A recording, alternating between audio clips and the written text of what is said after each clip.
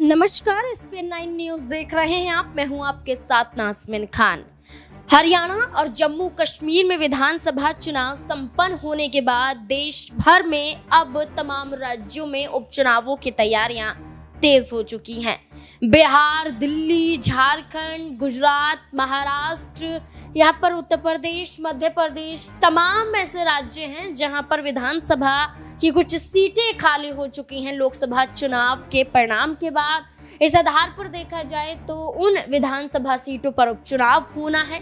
लेकिन अगर हम एक ही राज्य का जिक्र करें तो मध्य प्रदेश का जिक्र कर लेते हैं। मध्य प्रदेश में 2 विधानसभा सीटों पर उपचुनाव होने वाले हैं।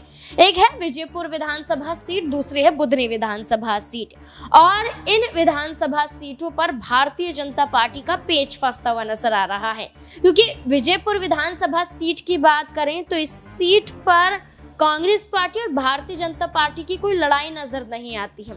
उम्मीदवार भारतीय जनता पार्टी की तरफ से तय माना जाता है, लेकिन अगर देखिए कांग्रेस पार्टी की तरफ से कोई उम्मीदवार तय नहीं है, लेकिन इस सीट की चर्चाएं नहीं हो रही हैं।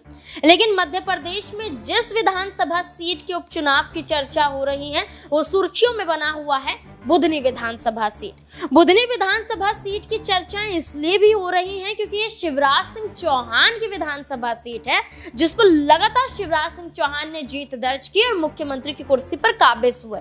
अब वही बुधनी विधानसभा सीट पर चुनाव कौन लड़ेगा, इस पर चर्चाएं तेज हो जाती हैं।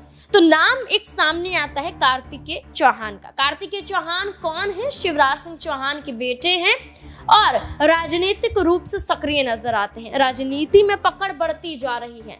लोकसभा चुनाव, विधानसभा चुनाव के मद्देनजर कार्तिकेय चौहान ने अपने पिता शिवराज सिंह चौहान के लिए खूब प्रचार प्रसार किया। बुधनी विधानसभा सीट पर भी पहुंचे, विदिशा लोकसभा सीट पर भी प्रचार प्रसार किया। अब वही कार्तिकेय चौहान की बढ़त बढ़ती जा रही है और वो चुनावी मैदान में उतर सकते हैं। ये तमाम अटकलें हैं। नाम फाइनल नहीं है, लेकिन कार्तिकेय चौहान का नाम सुर्खियों में भारतीय जनता पार्टी के तहत बन रहा है। सवाल यहाँ पर उठ रहा है कि आखिरकार क्यों यहाँ पर भारतीय जनता पार्टी के अन्य चेहरों से नाम सामने नहीं आता है।